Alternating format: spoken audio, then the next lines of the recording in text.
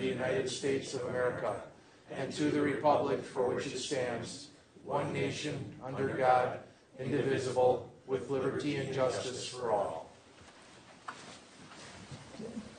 I'd like to welcome our new member, Supervisor Stewart. All right. Hi, Nick. All right. Thank you. Thank you. Glad to be here. I'm glad that wasn't awkward. All right. Let's. Anybody have any changes or see anything in the meeting minutes that needs to be updated or changed?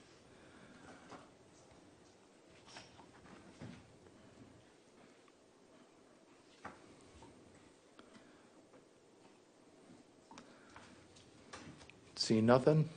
Everybody's good? All right, we'll post them as read.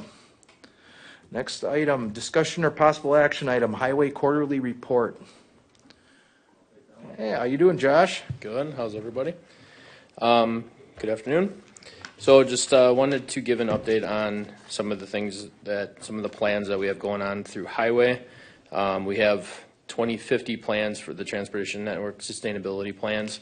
We're actually shifting that up now 10 years, so they're going to be the ones that we do moving forward. County as well as the locals are going to be 2060, so shifting that timeline up. So we do have a few on deck here as far as the locals go. Town of Jackson and Town of Addison are our next ones that we're anticipate creating for the locals. And then this fall we'll be working on the counties too, so it's kind of a stage thing. So those will be next. And for the intersection safety analysis and the roadway analysis, as you guys know, coming through this committee, you did review the county's plans. So then working closely with GIS and Mike Vandersanden through the mapping and the analysis that he does to initiate that process and the data download through the crash reports and that system. He anticipates in August that he'll be able to kind of shift gears and open that whole can of worms there. And once we start going down that path, once that initial data is all kind of dumped in and ran through his analysis, we anticipate to be able to produce, multiple towns. Like all the towns will come in at once, and we should be able to kind of hammer out those plans kind of in batches is my intent. So in August, that's going to be a busy month for, in that regard, for some of the local work there on the roadways and the intersection plans. Just have one question with regards to shifting from the 2050 to the 2060 plan. Mm-hmm. Obviously, we completed some of the municipalities already on the 2050 one. Mm-hmm. Are we going to go back then and update that for the 2060? Or is it just when they call us back in a couple of years, we go back and update theirs to match ours? Or how does that work? Scott's had some conversations on that. Yes, I would anticipate at some point going back through. One of the beauties of the plan is they actually have access to the online database and computer program that was made by our IT department. So they currently have the capability to extend that out to 2060 or beyond if they wanted to as well. Right now, the ones that were completed for 2050 was the City of West Bend and Village of Kewaskum. So they've got couple more years before they got to get all the way up to 2060. Sure. So I think they're working hard on the 2050 plan right now. And at some point, if they do request it out to go to 2060, I'm sure we'd be more than happy to adjust that for them. I'm assuming that would be an easier step since we already have a lot of that data. Yes, done, right? we're the ones we did for Farmington and the one we're completing for the City of Hartford will be 2060. So we just have the two on the shelf that are at 2050. Good to know. Thank you. And then with the county's plan going out to 2060, the first step then is, and where the plans all originated is through the master spreadsheet that we have going on that we started years ago. I have started updating that and kind of reprojecting from that stage. And then with some of the changes and moving parts that we've had last year, this year, and next year with some of our construction repaving projects, everything's all tied together. So from there, now we can kind of reset the dominoes. So the ball is rolling on the county's plan, early stages, but it is going. Sounds good. You have anything else, or are you doing the high-risk rural road plans, or is that what we just kind of covered there too? Well, that's the local work. So in August, when Mike has capacity, then we're going to shift gears. Gotcha. And be a wave of those coming through. Sounds good. Anybody else have any questions? Guess we're good. All right. Thank you. Excuse me. We'll move on to item B, the transit ridership report. Obviously, everybody's got a copy of all the numbers and stuff. Yep. Hello, my name is Charles Goft. I'm the Yep. transit manager for Washington County. Alrighty, so attached we have the ridership report. Are there any questions on the report? I don't have any questions. Obviously, it's kind of stabilized, right? Seems to be around the same, pretty close to the same every year. Well, I had a question. Is it just 2024, Charlie, because, that it's going out for RFP? I don't see 2025. You didn't get Oh, there's two reports. It's the 24 and 25 report. the one above You it? might have scrolled. Yeah, I was going to point out to the committee that you had requested that we see the past data from '24. So That's the you'll bottom see one, the right? 25 data and 25 data, and then all of '24, and then all of '24. I was gonna say, that's, I opened up a different file, but that's in there. No, open the other, go back to the Technical the issues. top one. Oh, that just came There you up. go. I didn't have that before. Now I have to. There you go. Okay. Beautiful. Thank you. You may recall the committee asked the transit manager to provide 24 data as well. So you'll see Sure. 25 and 25, followed similarly to 24 and 24 data to get a flavor for the full past year as well. So. Any other questions? You guys good with everything? All right. And move on to item C, transit request for bids update. Scott, is this something that you're taking on? I think Charlie will take the lead on this one. Okay. I just saw your name on the top, that's why I wasn't sure. So Washington County Transit, we issued an RFP in 2020. So that resulted in a one-year base contract and 4 optional one-year renewals. So this was the last year for those renewals. So we just released on July 10th the RFP for the next 5 years. It's a 2-year base with 3 optional renewals. This is being done. We were just reclassified from urban to rural, so we'll be under the subrecipient of the state. So they are overseeing this procurement process. So it's a new state template for the bid. Let's see here, and so they will also be approving any procurements before the award as well. So they have direct oversight on this process. In the RFP, there are no service or fare changes in there. It's the same service. Well, that's something that we'd probably have to review anyway and vote on and all that if we are making the change again, right? And hours and all that kind of stuff like we talked about before. Correct. There's a certain percentage you may recall that you can do at a committee level. There's another certain percentage of change that you have to do that requires a public hearing on it. You can imagine you can't just double your fares and not have a public hearing on it. You can't reduce your hours in half and not have a public hearing on it. So, yeah, there are certain requirements from the state now that if you want to make modifications to it, you have to do the public hearing on it. So at this point, we're working our way through the budget process. And as the committee knows that they recently increased fares last year. And so that's always a possibility. But right now we're looking at not doing any major changes that require any public hearing as part of this budget process. But we want to make sure you're aware of this going out in case you hear something in the community. It's not that we're not happy with the current service, but we are up with that current contract, and we need to go out to proposals. And it was sent out statewide Gotcha. to make sure that everybody had a chance to put their proposals together for it. Yeah, and I see you got a schedule on that, so obviously during our budget talks in August, we'll discuss this. Anybody else have any questions on this? Okay, we're moving right along today.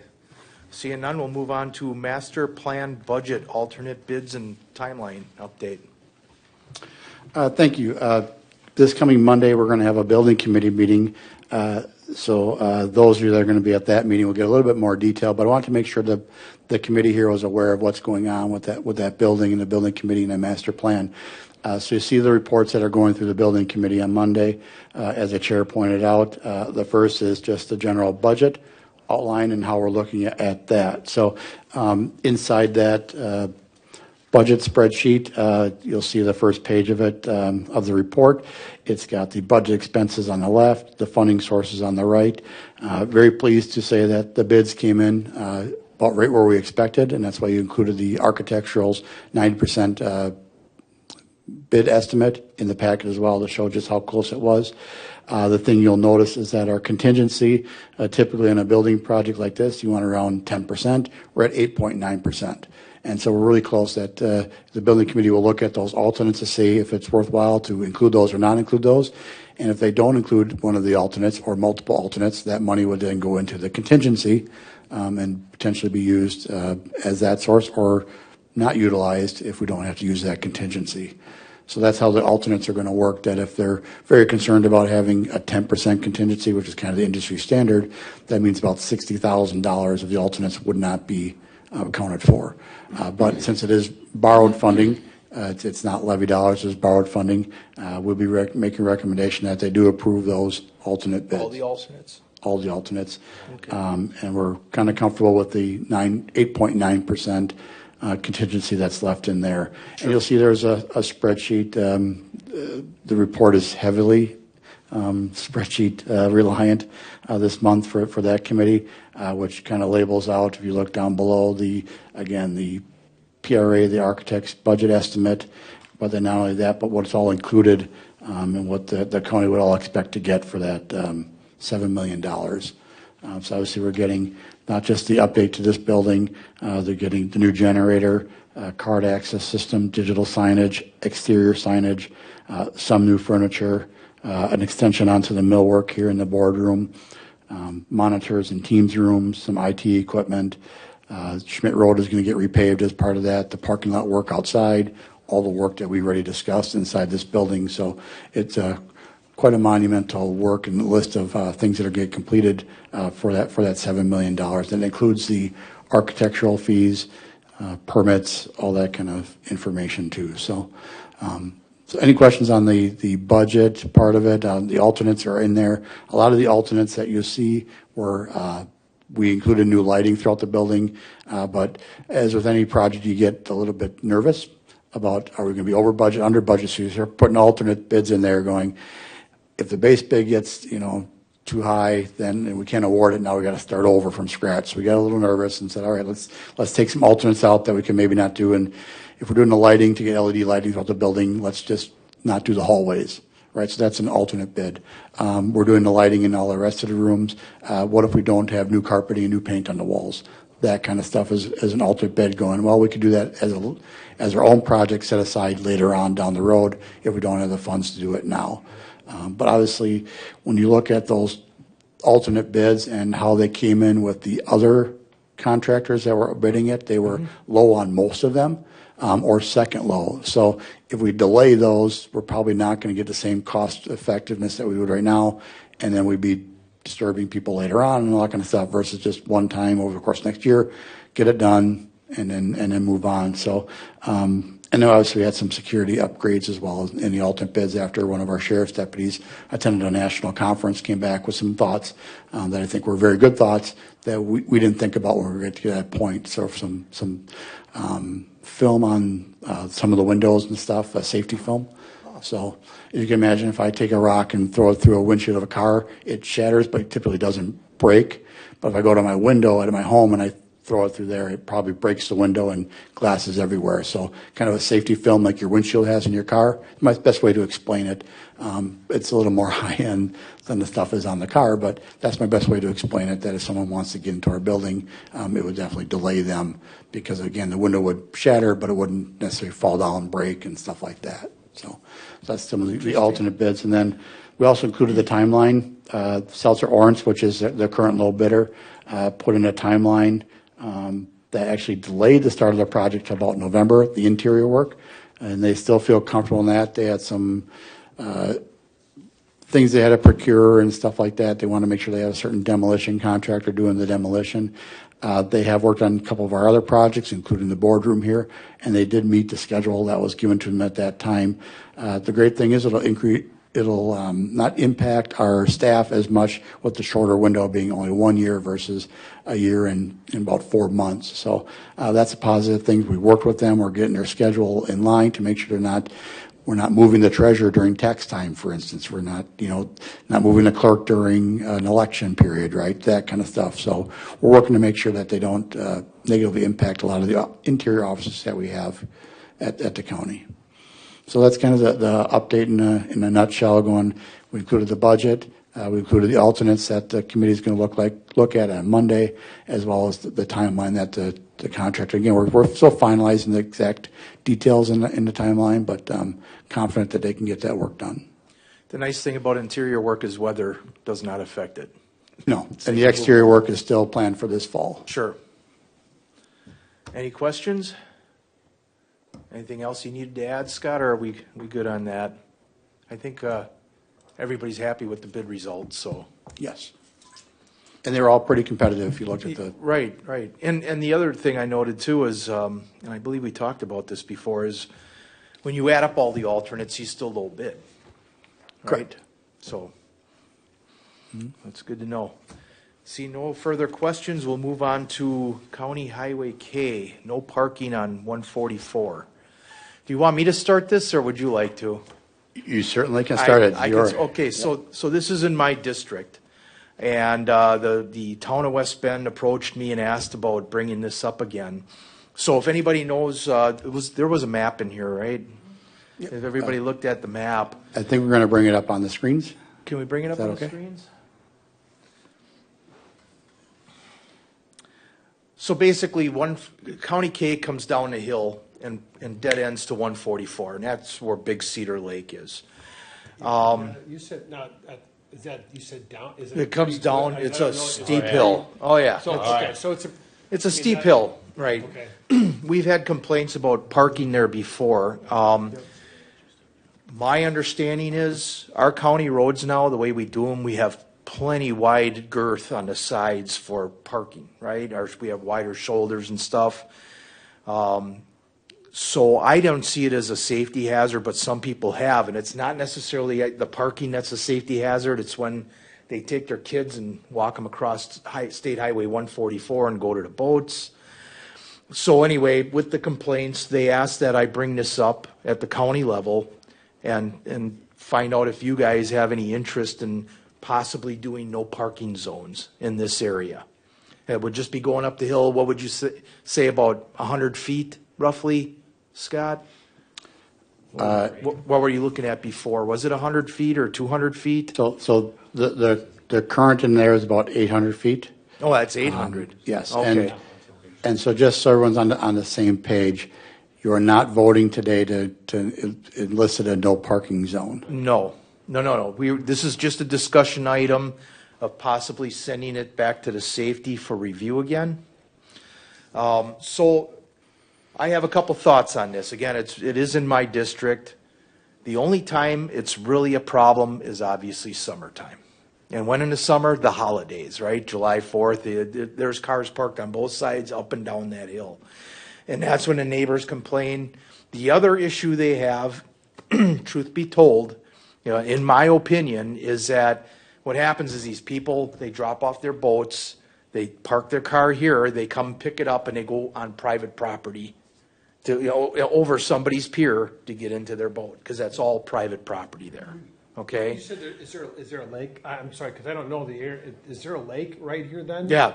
Yep. Big Cedar Lake is right on the right-hand side of the page, right next to 144. So that's- In fact, you can see the piers on the corner there. Because when I'm looking at this, I'm like, well, there's plenty of, all the houses there have large driveways. So I'm like, why would you need that? That's what I was thinking about, and being a hill, but I couldn't don't. picture the lake. Oh, there he's got it up there for you Okay. too. Yeah, It's I got not the people who live there who are parking on the road. I got you. It's not. I don't believe it's their guests. I think it's people that come from either out of town or wherever. But again, it's a complaint I had, and some of the concerns. And again, Scott, willing to listen to your opinions on this as well, because this has come before you before. Sorry about that, guys. The complaint has now been, it's not only the parking, especially right by the roadway, right by the intersection where, like, when trucks try to make the corner and stuff, but then there's also a couple driveways there that people claim they have a hard time getting out because they have to pull out so far to see beyond. You can't see it. Right. But again, we're talking, for the most part, summer, and not the whole summer, mostly just weekends and holiday weekends, right? So, again, it's become kind of a safety thing that people think because they're trying to cross 144 to get onto the boats. Now, obviously, Scott made an argument, which I thought was a very good argument too. There's also a whole bunch of houses there. They have to cross the highway with the kids to get on to their boat, because obviously Highway 144 does follow the shoreline. So, okay, now another way of looking at this, okay, is this just the people around the lake who don't want more people, more boats on the lake? Because if you know, Big Cedar Lake is quite busy, and especially during the holidays. So are they just angry and trying to keep more people off the lake? I don't want to put any words in your mouth, Scott, but I believe you always like to keep access for public parking on county roads. That's been kind of the way we like to see it. We don't like to not allow access, right? Because it is public domain. Yeah, that's been not just my thoughts, but the previous county boards as well, right? When we take any no parking zone or speed limit very, very seriously, right, and look at that when in full depth. So the Traffic Safety Commission, which as John is referring to, meets quarterly. It takes that into account, right? So we look at traffic safety to see, is there a traffic safety issue here that needs to be addressed or not addressed? And so if you look at this particular area, we did that analysis back prior to 2018. We did look at crashes from 2018 to 2024. We also looked at crashes this year, and again, there was no crashes in that area.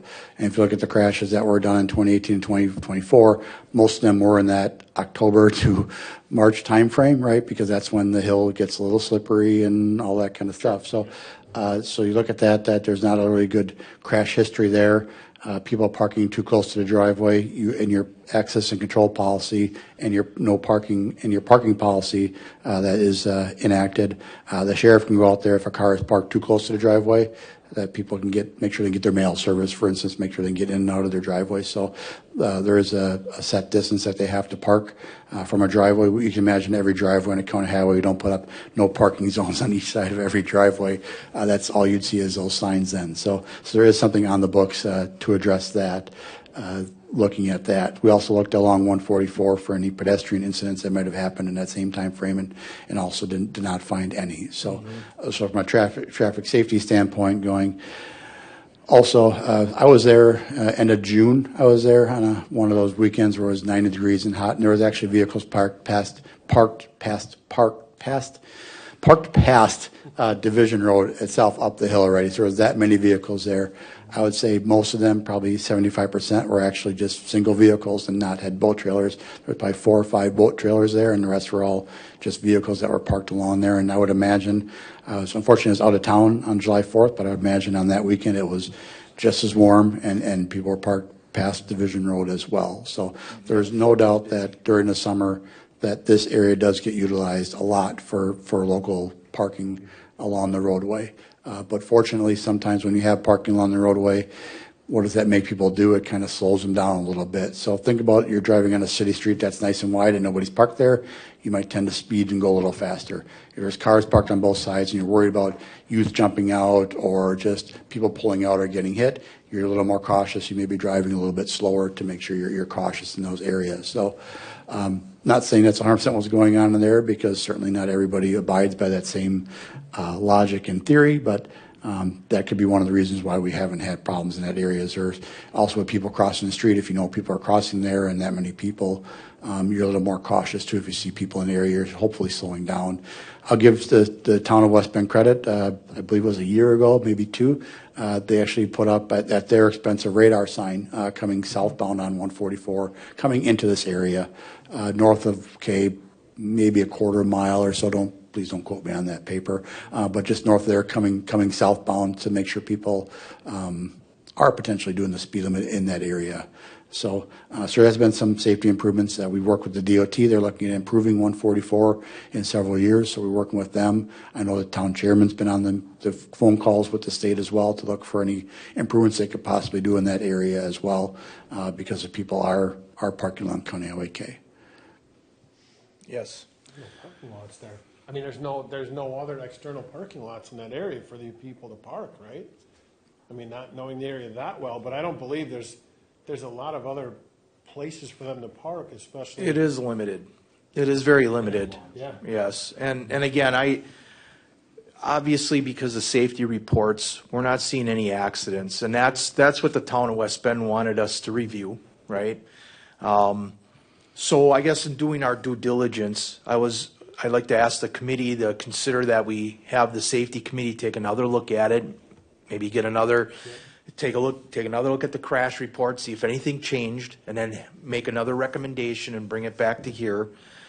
Again, it is my district. I'm kind of torn on it because I don't want to limit people, and if there is no real crash data, again, I get it. The people are thinking that it's dangerous. They're crossing the highway.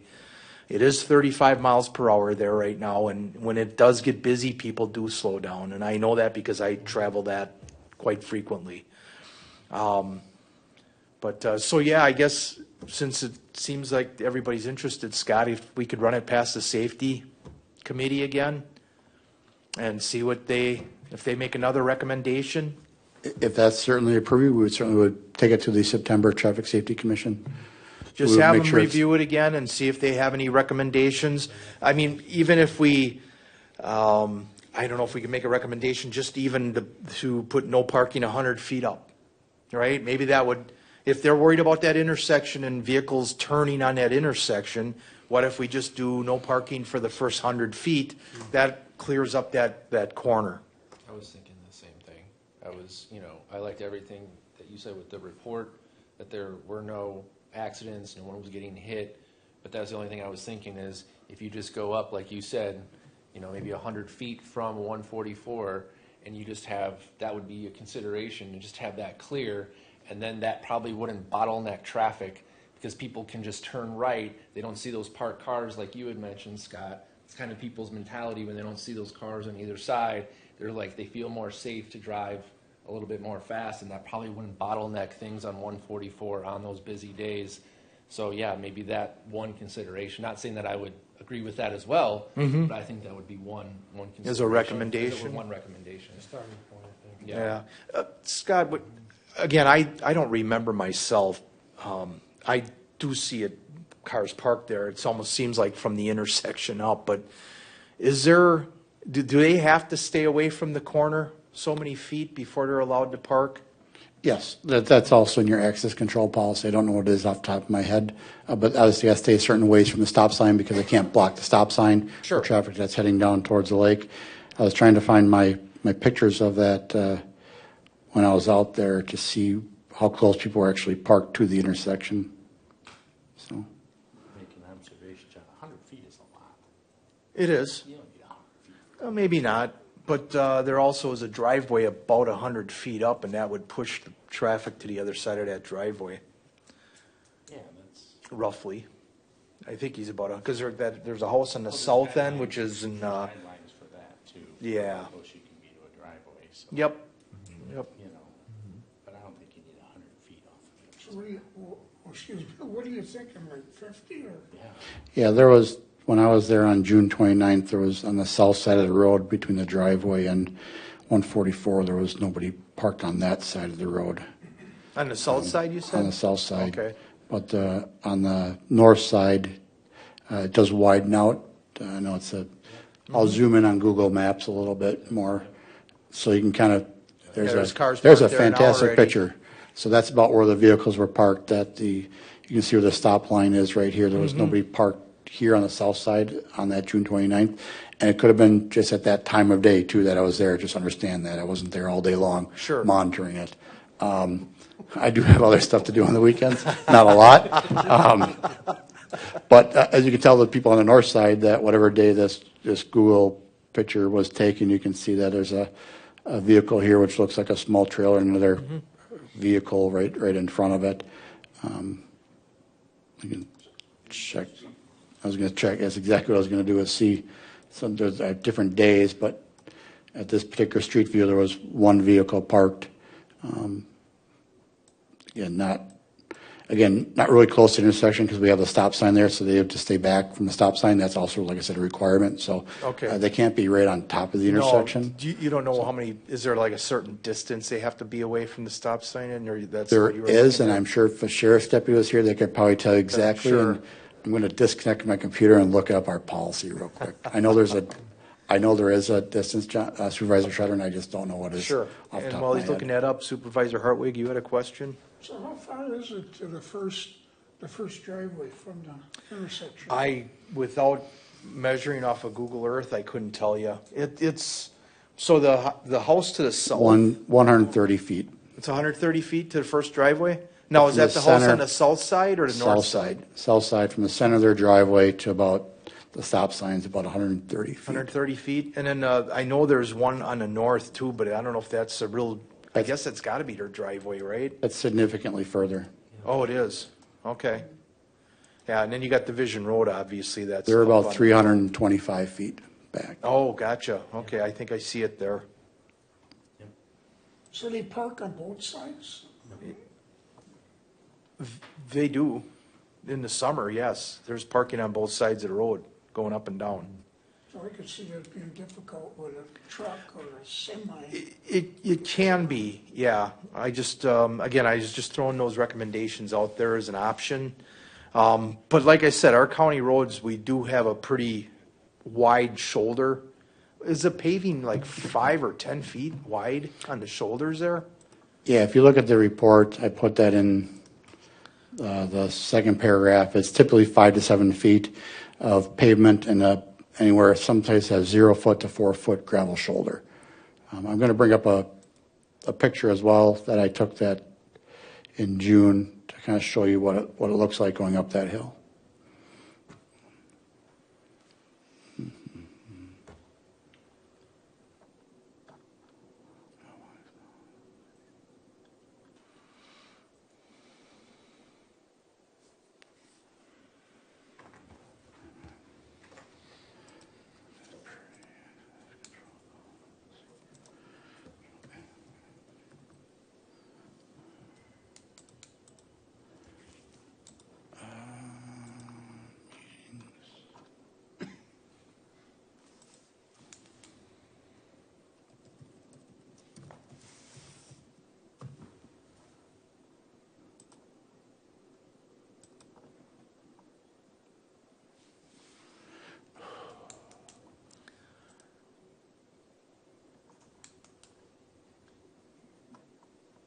I obviously have to wonder how much data is on his computer.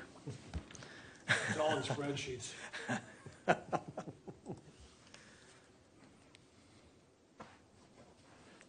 The stop sign distance is actually in their county code.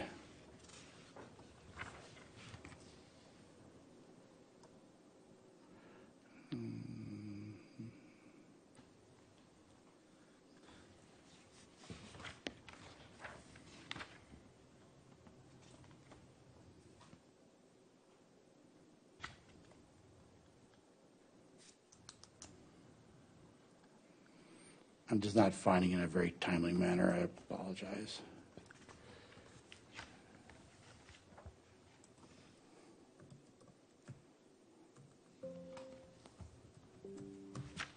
I guess if that's maybe something they could look at and let us know after the safety meeting, so we don't have to tie up everybody's time. Sure. That way once they give us the recommendations or whatever they think, my guess is, I don't think it's gonna change from the last time though, or because of the safety hasn't really changed much. I don't know if they're gonna change their mind at all. So if that's the case, it would just be, how do we feel about it, kind of deal.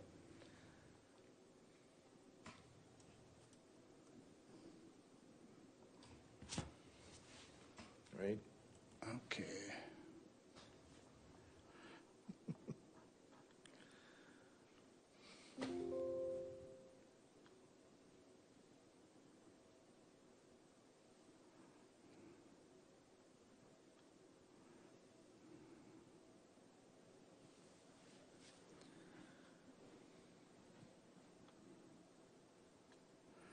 Does anybody else have any? All right, so I got some of the stopping stuff. So you can't stop in a crosswalk within an intersection, 15 feet of a curb, 15 feet of a driveway is on there, loading zone, alley, 10 feet of a fire hydrant, 4 feet of a private road or alley, again, 15 of a crosswalk. So there's definitely restrictions about how far across. You can't obviously block signs and stuff like that. So that's kind of the restrictions that are on that. So it's a 15-foot? I believe so. I'm not seeing exactly the stop sign from there, but I'm sure it's, again, if a deputy was here, they'd probably be able to explain it pretty much. But obviously, you can't block the stop sign view. So. Okay. And then I got the picture that I took on, again, back in June. So you can see the vehicles that are parked alongside of the roadway, that they're all outside of the white fog line for the most part. You can see that there's a few vehicles here that don't have trailers, and I will do my best to zoom up the hill and try to keep it in centered. They don't seem to stay in sight. So you see that Division Road is in this location here, so. Yeah, again, my Center thought, back. guys, was I don't think, as far as our road goes, I don't think it's a problem of not having enough parking spot, wide enough place to park. That road has been up to standards. In fact, when did you redo that? 5 years ago or something like that, or 6 years ago? When that was redone and they paved them with wider shoulders and all that? The shoulders were actually, we repaved it, but the shoulders were actually that wide before that Before, already. yeah. Correct. Right, we did, Oh, that's this year. yeah, we put a chip seal on it. Yes.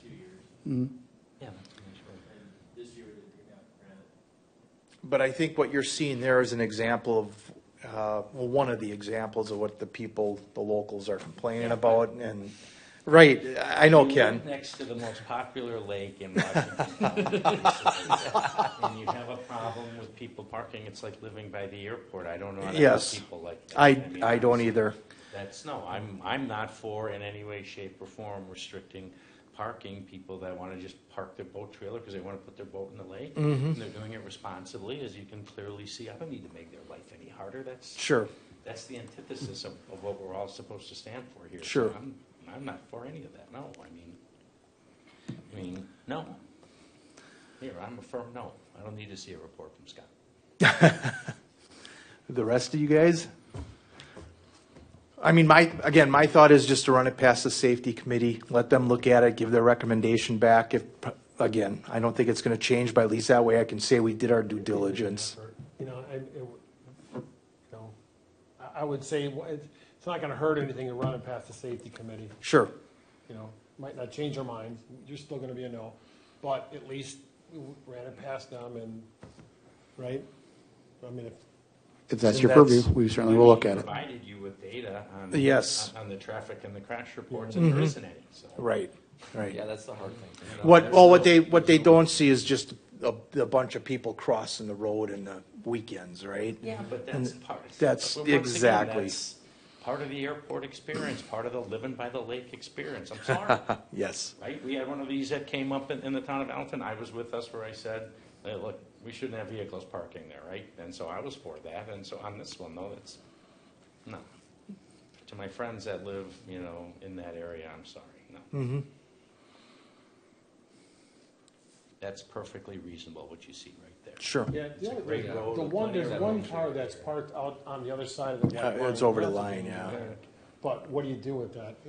Or he might be pulling out too. Once again, It is possible. Right. He might be getting ready to drive pull out. Highway 42 in Door County during the summertime? Yeah. Hey, man, Yeah, Get your head on a It- swivel, and It is. that's what it I is. mean, actually, So- they're all parked way over from the, on this Yes. side from the white line. Right, right. And so Well, let's- They're gonna have some of them, Bob, big deal.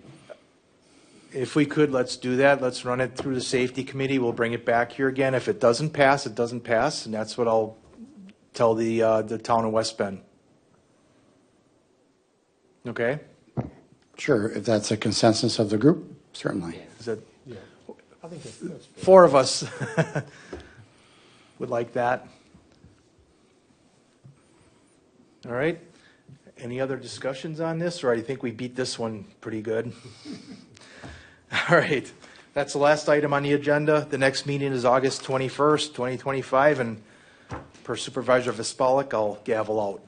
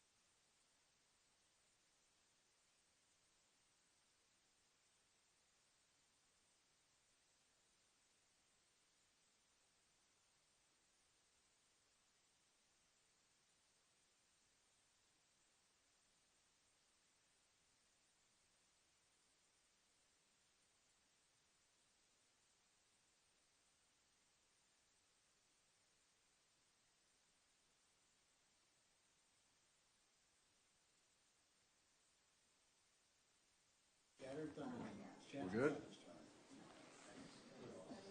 Is she gonna be up on the screen, or? She's not logged in quite yet, but I can start and then I can make sure she's. All right, I'll call the public hearing to order. Please rise for Pledge of Allegiance. Pledge allegiance to the flag of the United States of America and to the republic for which it stands, one nation, under God, indivisible, with liberty and justice for all.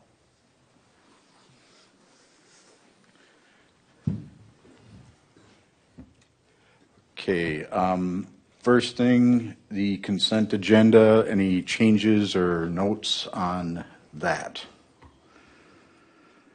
We're all good, I'll accept that as passed. Okay, next we go to the public hearing. I'll ask the clerk to read the notice of public hearing. This was published in the West Bend Daily News on Tuesday, June 10th, 2025. Notice is hereby given that a public hearing will be held at a meeting of the Washington County Land Use and Planning Committee on Thursday, July 17th, 2025 at 4:30 p.m. in room 1019 of the Washington County Government Center, 432 East Washington Street, West Bend, Wisconsin, 53095, at which time there will be heard and considered the public hearing for public comment on Amendment 2025-2 to consider a proposed amendment to the land use plan map of a multi-jurisdictional comprehensive plan for Washington County 2050, and the proposed ordinance and resolution will be discussed, and this was dated the 5th day of June 2025. This public hearing was properly noticed by the clerk's office. I now call this public hearing to order and ask any speakers to come forward and be recognized.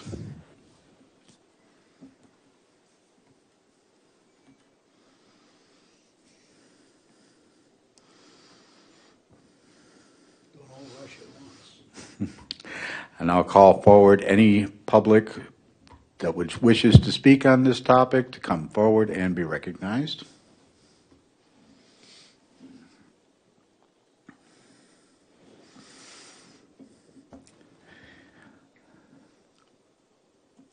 Last call. Any public who would like to speak on this topic, please come forward and be recognized.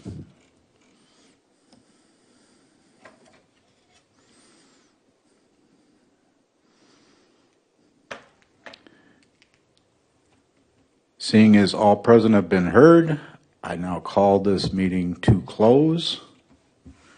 And I will ask for a motion and a second from the committee. Motion by Supervisor Pridmore, second by Supervisor Brian Krebs. And who will be speaking today? Please come up.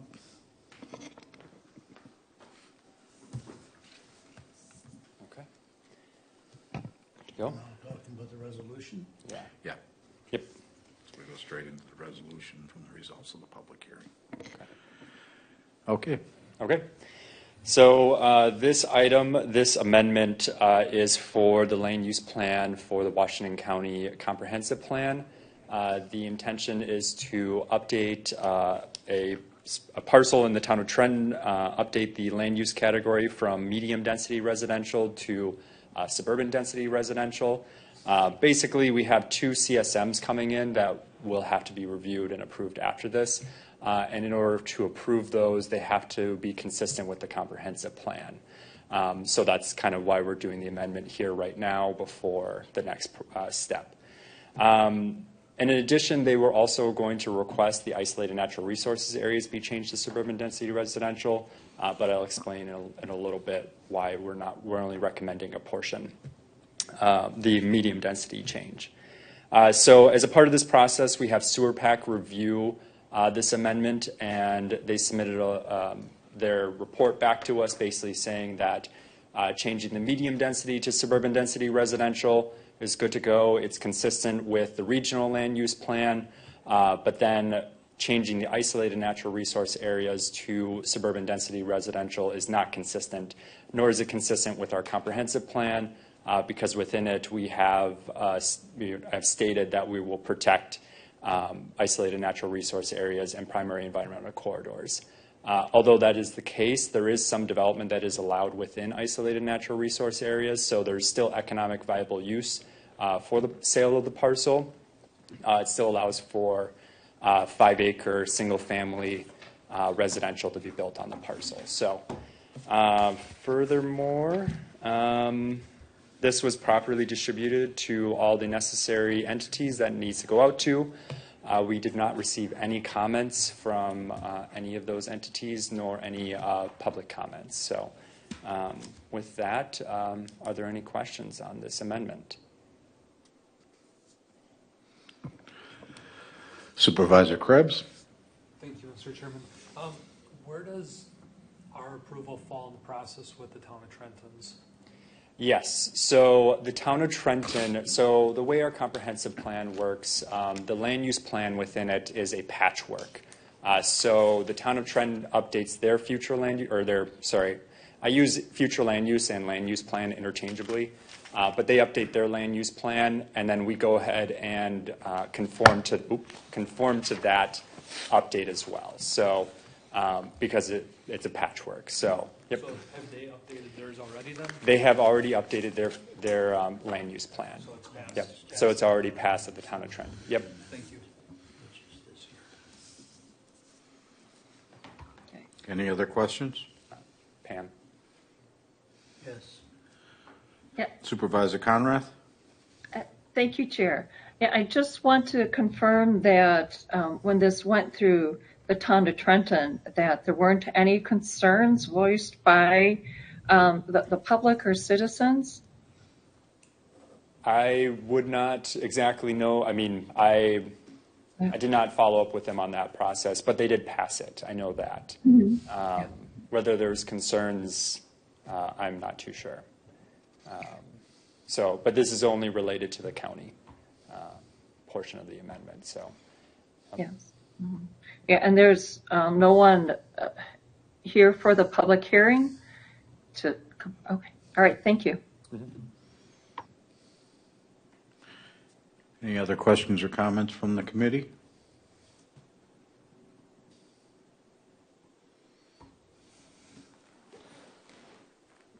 So we just move on to the next part, is that the same?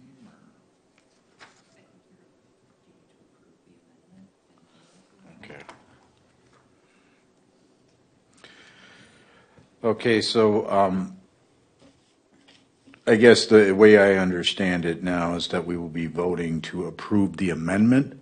So it is a recommendation to the Washington County Board. Okay. Yep. So it's a recommendation of approval for the resolution and then the ordinance after that. So I'm a little confused how they have this, but I see that in the way they have it listed in two sections, which is fine, but I think it's pretty much the same thing. It's not. So Deb, come up here and please set me straight so we get this right. So how the comprehensive plan works is that ordinances have to be consistent with the comprehensive plan. So when you're changing the comprehensive plan, the resolution must be adopted first, approved Okay. first, and then the ordinance is a separate agenda item, and then that is approved. And once those are approved, then you actually take action on the land division itself, the reason for the amendment, Okay. right? Thank you for clarifying that. Very helpful.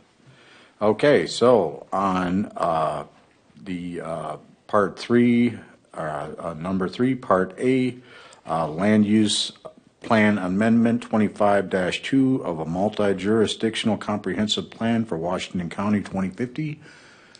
All in favor, say aye. Aye. Opposed?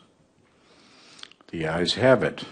Okay, well then we move on to 2025 resolution adoption of amendment 2025.2 of a multi-jurisdictional comprehensive plan for Washington County 2050 land use plan map amendment. Can I have a motion and a second? Motion by Supervisor Mary, second by Supervisor Krebs. And go ahead, sir. Okay. So to start off, this is not a usual land division that we see. Typically, we don't see certified survey maps, but because it's within the shoreline district, it hits our definition of a land division. And before I go into the land division, a little bit of background. So this request is a little bit after the fact. So what had happened, the developer had worked with the town and the city, and then they had communicated with us to kind of get feedback, and ultimately we determined, hey, let us know when you have a final plan in place, and then get back to us, and then we'll let you know if this hits our land division ordinance. Unfortunately, that didn't happen. They went through the town, it got approved. It went to the city, it got approved. And because it's CSMs, it went to the Register of Deeds and it got recorded. And then that's when we found out, hey, we should have reviewed this because we have reviewing authority on this, or approving authority. So worked with the county attorney. We reached out to the developer, said, hey, we need you to pause all activities on the parcels that we should have reviewed and approved. And then we reached out to them, and they've been working with us ever since. They paused all activities, and it's been a very fluid partnership. So I just want to kind of end with that. It is after the fact, but they have been working with us along the way, the entire way, to get this reviewed properly and approved. So with that, it's 2 CSMs. Our reviewing authority is technically only for 4 of the parcels on the northern side of the lot, or of the parcel. It is the 4 that hit that shoreland zone. Even that one that just has a little nick in it technically hits our ordinance, and then therefore we have to actually formally approve it for it to be legal. So the remaining lots, we told them basically you can go ahead, anything that's outside of the shoreline district, you can go ahead and sell, build on. It's outside of our authority, so therefore we're not going to be reviewing or approving those. The 4 lots that we are reviewing, they average from 1.5 acres to about 2 acres in size. The soil tests were reviewed by the Land Resources Division or the land use inspectors. They said they were all good for private on-site sewer or septic systems, and they've been working with the Land Resources Division to get their stormwater management permit approved / it could also be waived, but that's a process they're working on right now. So With that, let me make sure there isn't anything else. So the conditions we're recommending for the approval of this is that, one, for any type of building activities that occur on these parcels that are within the shoreline district, they get the proper shoreline permits to properly build on those sites. They get the stormwater management permit / waiver if needed, and then the comprehensive plan actually needs to be, amendment needs to be formally adopted by the county board. So before they can actually go ahead and sell these sites. So those are the three conditions we put into the recommendation section at the end. So with that, any questions? Questions from the committee?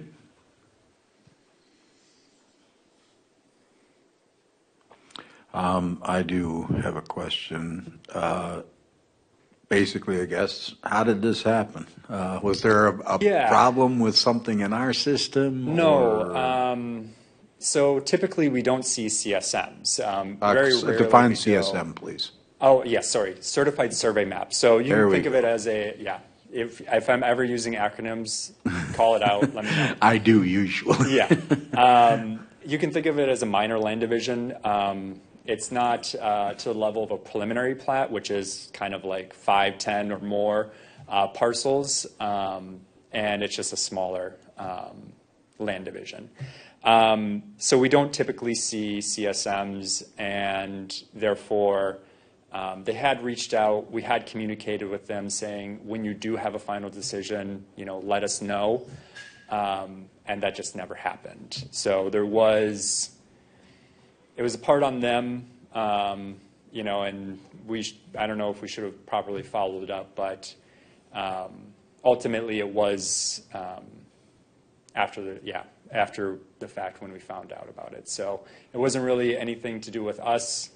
It's just, it was a unique land division. I'm all about customer service, and working together. But with that, we're also beholden to the laws. I hate seeing things put before my committee in a fashion that, after the fact and that kind of thing. Hinky stuff makes the public go wild, with accusations, backroom deals, that sort of thing. So that's why I'm so diligent on this stuff. It's not that I don't believe in, people make mistakes and forgiveness and all that. I do. Yep. But understand that as a public figure and serving on this committee for all of us, we are beholden to the public. So yes. When something like this occurs, it must be made known that, it's not a good idea to have this occur. Right. So, and that's no reflection on you. I'm merely just pointing out the facts around this type of thing for hopefully the general public, so they have an understanding that this is not usual. No. So, okay, with that, any more questions? Deb, you got something to put in on it? Please I do. Yes, please. I know that you have taken action on 4A. But I don't believe that you've taken action on 4B. Action on 4B needs to happen prior to approval of the actual land division. Yes.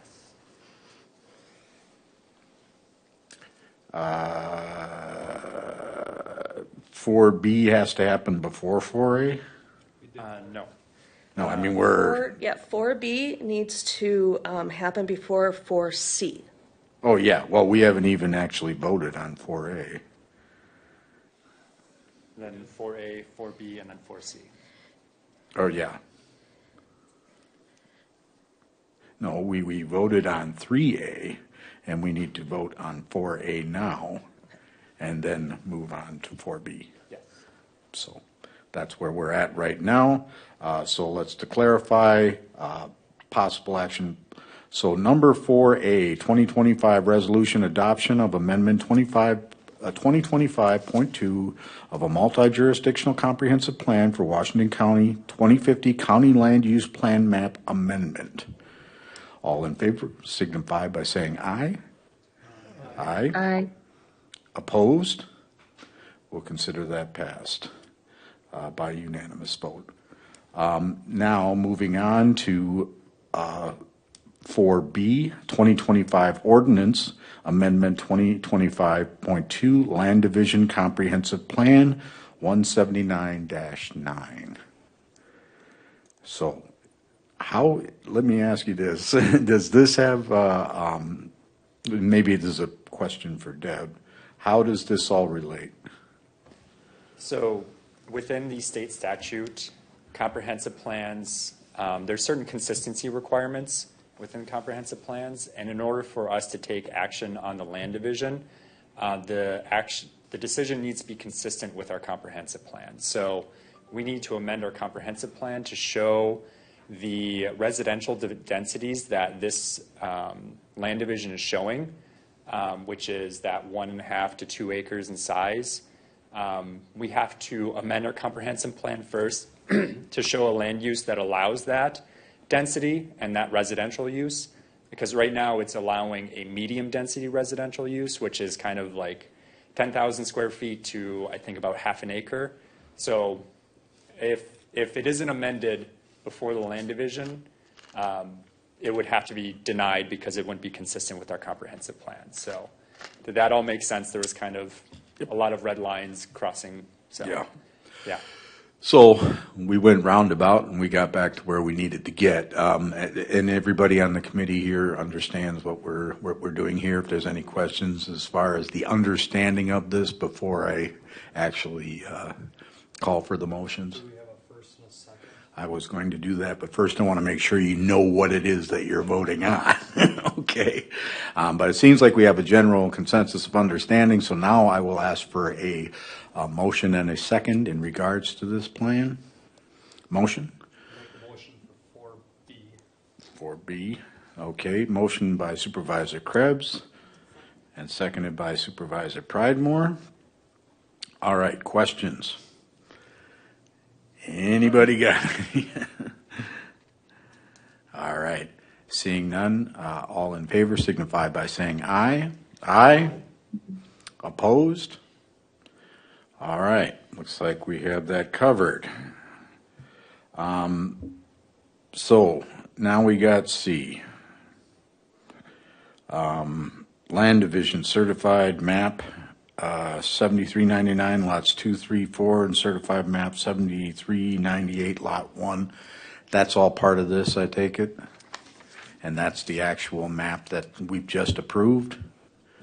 Yes. There's two CSMs. It's CSM 7398 and then 7399.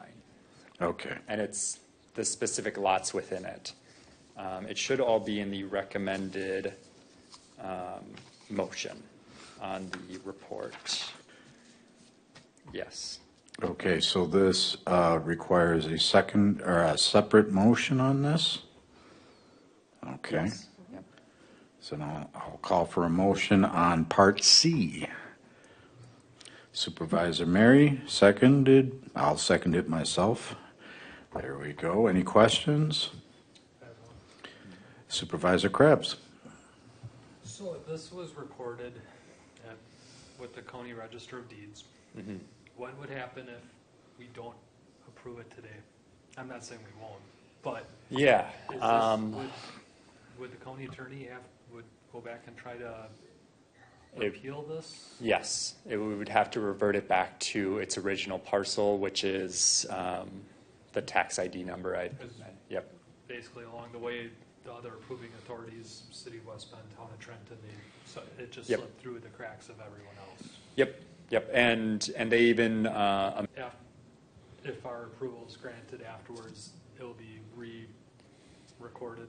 it won't be re-record. Well, yes, the update, the affidavit for the updates, but this will be contingent still on all those three other items still being approved. So they will have to wait until about August 14th for the county board. So after that successful county board meeting, at least these lots then would be, their titles Before, would not be yep. clouded in the future. Yes. Okay. Thank you. Supervisor Mary? During all this time, Is nothing proceeding with this project? Yes, I mean, from what we can tell, they've stopped the sale of any of the parcels on the site, or on the 4 parcels.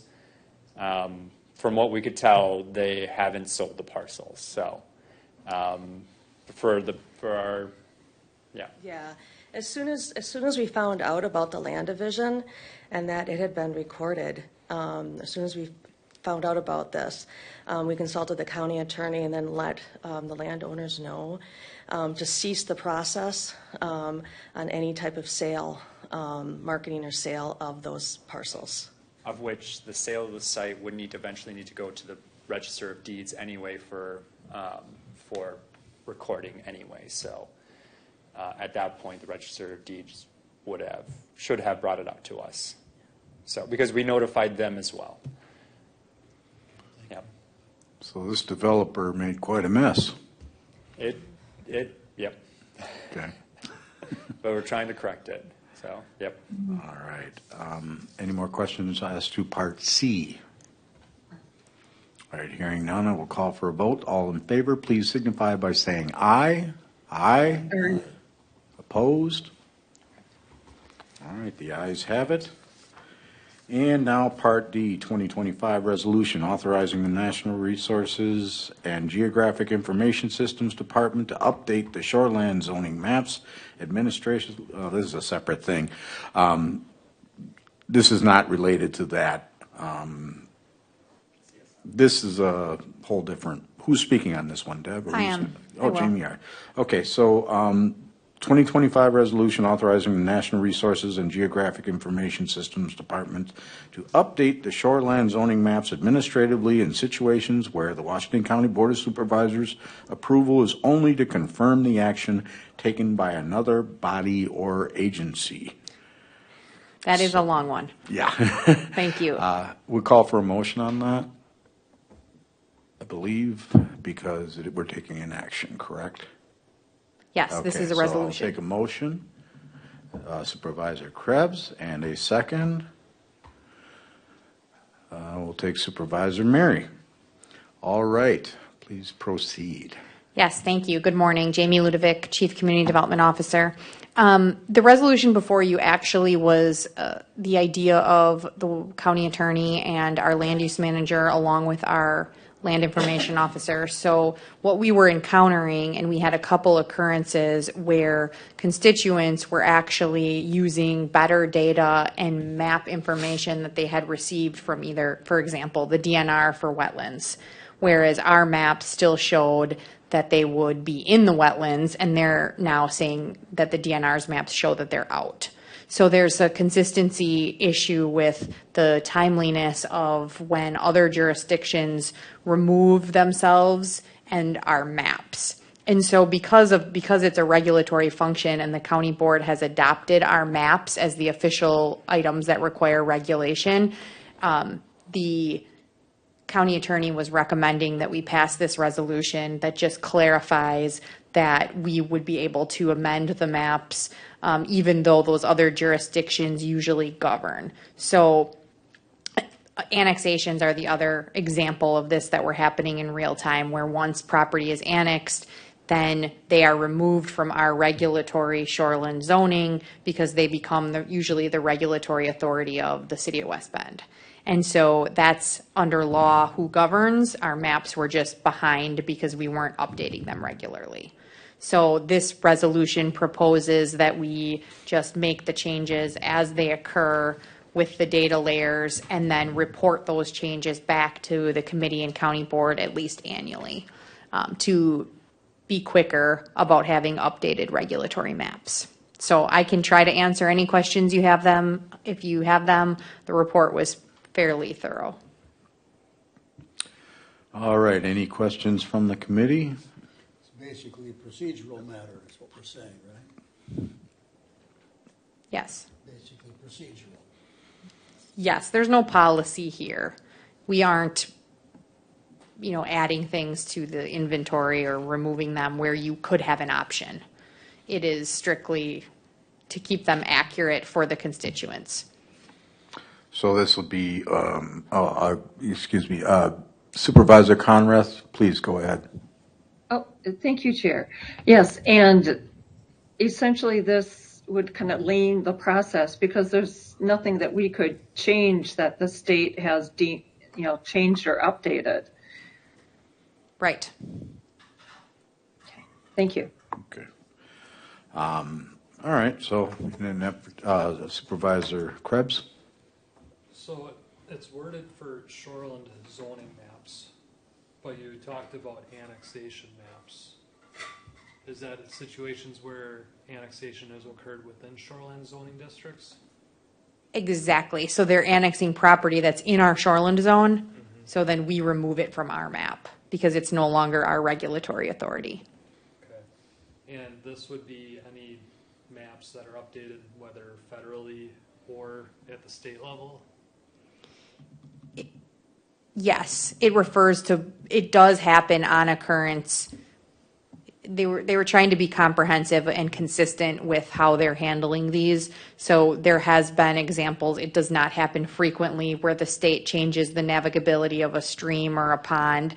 Usually that's done after a private homeowner pays for a more detailed study or something of that nature. And then we would be essentially amending our, in this case, it's usually getting less restrictive following the data that they have on their wetland or their stream. Would there be, does SewerPack issue any maps related to this that we would be administratively adopted? Not that I'm aware of. Because I didn't see them listed in the resolution, so I wasn't sure what piece of the puzzle they are of specifically shoreline zoning.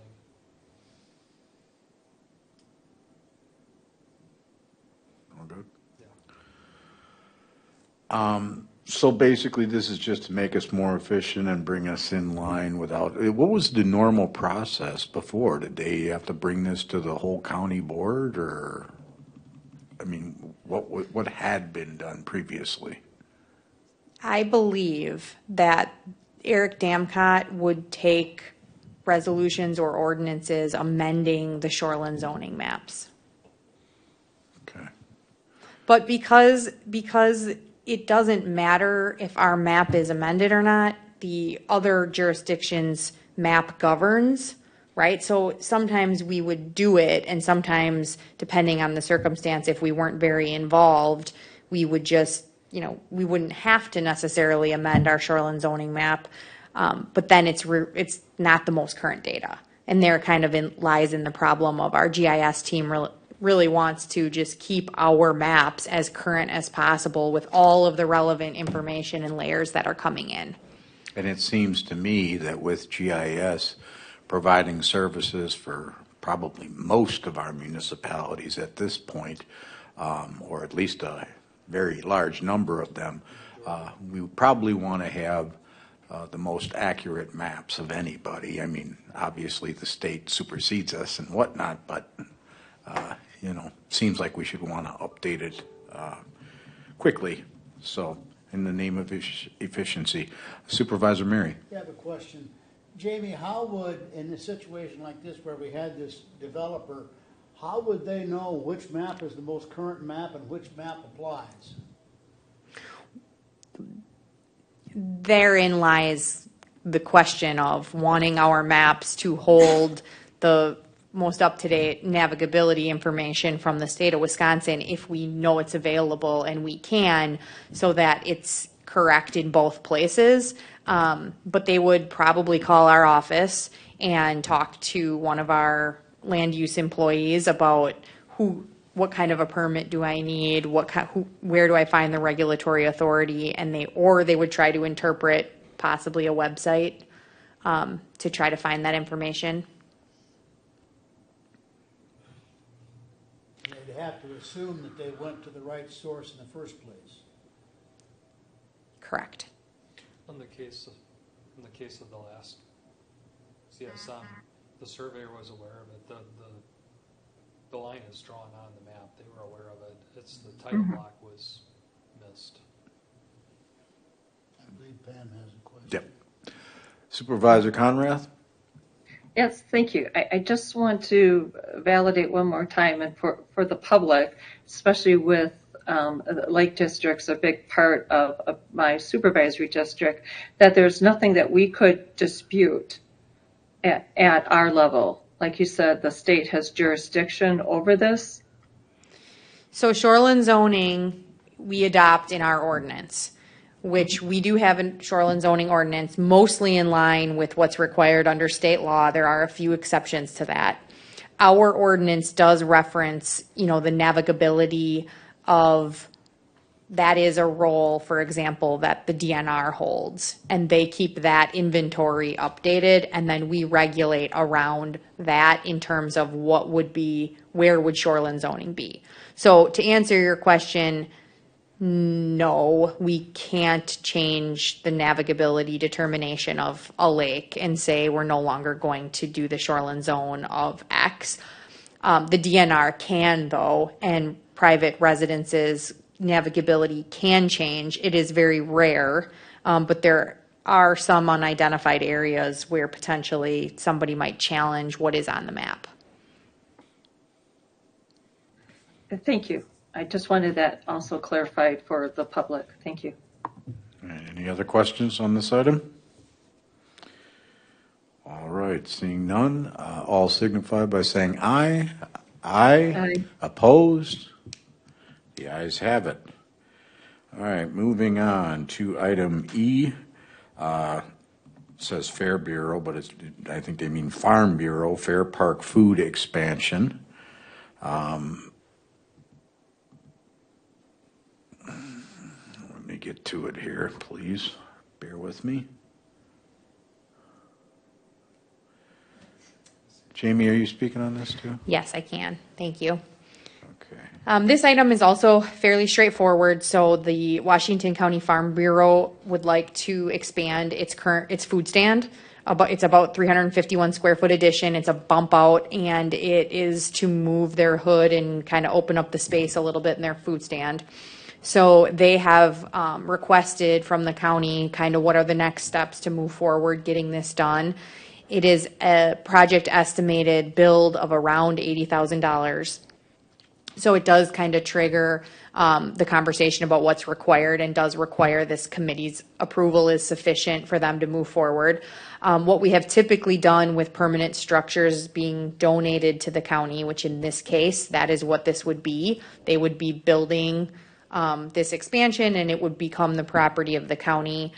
So they have a lease on this facility through AIS, a long-term lease for that food stand with terms and conditions.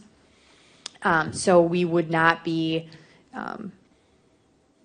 we don't maintain the building necessarily, but in the long term, it would be our asset that we would obtain. And so therefore the committee approval is required when we accept that type of a donation.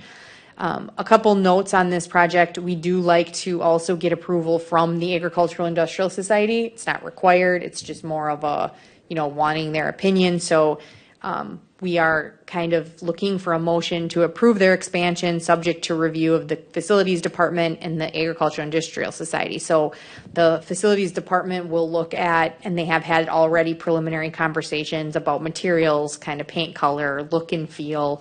And then utilities is an issue in this case. They need to be relocated.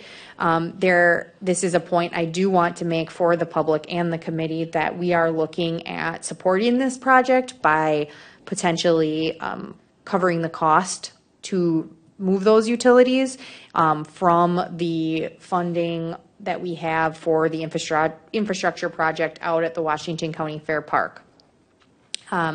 We are looking at putting together a more robust report for this committee on that debt that was issued, and on sort of the obligations and the spend that's happening out of that pot of money for Fair Park improvements out at the conference center. We just put together our contract, so we're going to start reporting out on that so you can see kind of exactly where those dollars are going, because this would be an example where it does fall into Fair Park infrastructure improvements, and therefore that pot of money, this is an eligible expense for that. So that is the plan. So I wanted to mention that and get any feedback that this group might have from that, or answer any questions. But really, we're just looking for your motion to approve the Farm Bureau food stand expansion, subject to they also have to get all the permits and the approvals that are required. So it's kind of a high-level concept that you don't have any issues with this. Okay, so before I call for any questions, I'll first call for a motion. Supervisor Mary, seconded by Supervisor Pridemore. And questions for Jamie on this project. Supervisor Krebs. Thank you, Mr. Chairman. Jamie, thanks. You covered kind of some of the main questions I had related to who's going to be reviewing colors and stuff like that, which I think is definitely fair that the AIS is involved in kind of helping to maintain what they want to see out there for the look and the cohesiveness of it. Just more of a comment, and I don't expect exact numbers, but the fiscal impact does say minimal cost for the utility, the double utilities, how it's worded. I never see utilities being a minimal fiscal impact when you're relocating them, so I would question that slightly, but assuming it would be less than a couple $1,000s, but utilities usually aren't cheap to move, so I would just point that out as that might not be the case. But overall, I would definitely support the investment and expansion of the building itself. So. And they were enough of a cost that the Farm Bureau, when the county brought it forward and said, well, we're going to need you to do this, this, and this, had concerns about that cost kind of being the differentiator. And that was why I think we thought, the county executives team thought, that we could put some skin into the capital project, especially given the consideration that we happen to have money available for this purpose out there right now. And they're also talking about doing a patio and, a nice improvement out there to that facility. So I hear you on the minimal costs. The chief public works officer was actually going to put together a cost estimate. I just did not have time to get that before this meeting. But that is why we were talking about coming back with a full report on how is this money being spent. It doesn't necessarily require approval, but it is this committee's job to kind of watch that spending and that project as it evolves. And so we're going to kind of start tracking that for you. And in bringing that report back in the next couple months, we will have a number on that. Sure. Yeah, I just don't want to set the precedent of if the Farm Bureau is expanding and we're going to put X number of thousands into assisting with the expansion, that the next stand or the next stand needs it. And it's very convenient that we have a source of funding available to us at this time, but just that it's not the norm. And we can certainly look at that number and have that discussion with this committee if that's something you guys want to talk more about. Sure. At this time, I'm okay, but unless you feel the number rises to a highbrow level enough that maybe it should come back. So. And I would like to clarify and kind of repeat what Ms. Ludwig said for the general public and this committee's. The money that we're talking about here has been allocated and approved by the county board to be spent by the executive out at the Fair Park for this, the projects that were listed in the original resolution. So it is a courtesy, and it's a courtesy that they should extend because it is, of course, as Ms. Ludwig said, this committee's supposed to be the watchdog for this. So I think it's important to just kind of reiterate that and make sure everybody's got that. All right. So any other questions? Supervisor Conrath. Yep. Thank you, Chair. Yeah, and I just, Jamie, want to double check. You stated that the maintenance of this would be the accountability of the Farm Bureau, the sustained maintenance. The Farm Bureau has a lease whereby they maintain the inside of their facility and typically assist with other upgrades.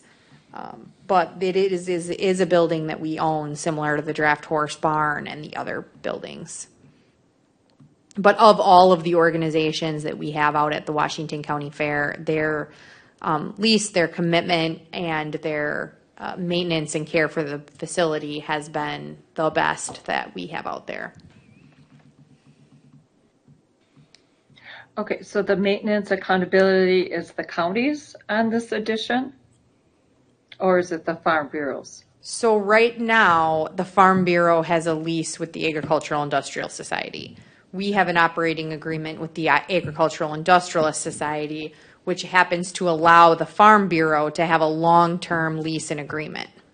So with our agreement with the Agricultural Industrial Society, we are responsible for the bones of the buildings, if you want to call it that way, and they are responsible for a lot of the day-to-day repair, interior kind of walls in. So I'm not sure, I assume their agreement is similar. I would think that roof repairs, things of that nature, have been a collaborative partnership in the past. Again, this building is only, one of you might know better than I, but the entire grounds is only 25 years old. So I just don't know that we really got into needs major repair yet. So conceivably, there could be a future maintenance cost that ultimately falls back onto the county. All right, thank you. So it's more of a collaboration. Yes. Yeah, typically, in commercial leasing, which basically that's what this is. So it's just like the building that I'm in with my office and my company. Commercial lease gives us the space, but that lease ensures that we have to take care of all the fixtures and everything in it. So they provide the exterior of the building, and that's about it. So that's kind of the agreement here, more or less. And being that it's a steel structure wrapped in steel and covered in steel, I'm pretty sure that it's going to probably be a while before anything might go on with that building. Any other questions? All right, hearing none, all signify by saying aye. Aye. Opposed? All right, the ayes have it. We will move on to our discussion for Heritage Trails Park Usage Report. And I'm sure, Jamie, you got that one. Yes, I do. Thank you. The Budget Policy and Analytics Department prepared the report in your packet at our request heading into the budget. We have a difficult the Parks Enterprise, along with the rest of the county, has a difficult budget in front of us for a variety of reasons. Costs are going up. The wedding industry and park industry in general, all of our revenue streams are tracking and projecting in 2025 well below 2024.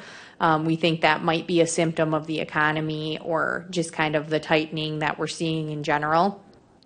And so we're looking to accurately reflect that in 2026. We are not looking at any park rate increases in our enterprise budget for the user fees or the general annual fees.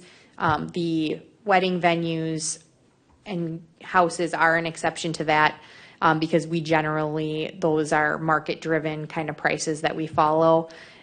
However, the one exception, and that was the county executive noting that he does not have any interest in raising the daily entrance fee or the annual fee this biennium. We did raise it last biennium, if you recall, to $7 for a daily entrance. The exception to that was potentially looking specifically at a mountain bike pass or drilling into kind of the more specialty use of those, out of state or residents coming in for that specialty park. So we did have this report prepared in addition to some data we're looking at as a lever, for lack of a better way to say it.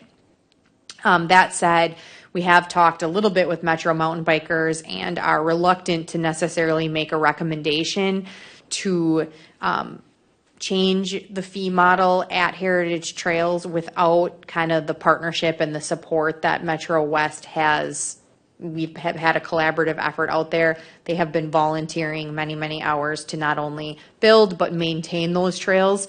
Their cost center is doing well. As you can see, if you've reviewed the report, they are seeing increased usage, and their riders see that kind of coming back. So we had one discussion about whether or not this is something we were going to be drilling into or taking a look at. But we did think it was enough of an option that we wanted to do some due diligence. We're doing a background data report to you today. We also have looked at numbers in terms of what could be generated or what might be an option for a lever. Mostly if we were looking at a situation where we would be wanting to, with Metro, increase any sort of funding. We do not have any funding available to be increasing service levels or providing additional funding support to other entities. And so we wanted to, rather than just say, well, sorry, there is no money, we did talk to them about, we have a lever. If you want to pull it, we can talk about, what that does for you, what that does for us, how that might work, and what that situation is. So those are the kind of the conversations that we're having in the background. But as I mentioned, at this point, we are not recommending anything. We are just wanted to provide kind of an overview of the data, the growth, see what opinions, if any, the committee had to offer on the topic, kind of heading into the budget we're building right now. So I'd be happy to answer any questions about the data if I can, or just in general about the mountain bike trail usage. Okay, Supervisor Pridemore. I'm just wondering, is there a reason why there's such a decrease in 2025, the year-to-date, compared to the other one in 2024? Yeah, so I think it's probably two things. 2025, and we know this because we're working really hard right now on our projections for 26 and 27, is tracking behind 2024. So weather was a little bit different and the economy was a little bit different. So we think those might be factors. But the other thing happening at Heritage Trails, which may or may not be directly reflected here, is if people come for a daily for the new exciting thing, right? They tend to do that, so that's a factor. But also, they may purchase annuals, right? So if you were a rider from Waukesha and early in the season, you went last year, maybe you paid a daily fee at the end of the year, and then now you've been converted to a more regular rider. So the combination of those four things we think are specifically driving that, but that wouldn't account for the camera recorded exits. That's, 2024 year to date, we had 7,839 exits, right? So that's actually number of cars, whether or not you're an annual or daily. So you can see just number of cars is down, which means the traffic and the usage of the park is down in 25 compared to 24. So those are the things we're looking at, and also related to kind of the revenue we can expect there going into the budget. We're seeing that across all of the parks. Any other questions or comments? Supervisor Mary? Yeah, I think it's an interesting and just an observation that our Flatlander friends from the south tend to be using it more than we are now. With the Illinois has almost doubled in the last year and has far surpassed the Wisconsin people who are participating. Well, again, that's the daily passes. Right. So that could also be reflectant of visitors versus more frequent riders.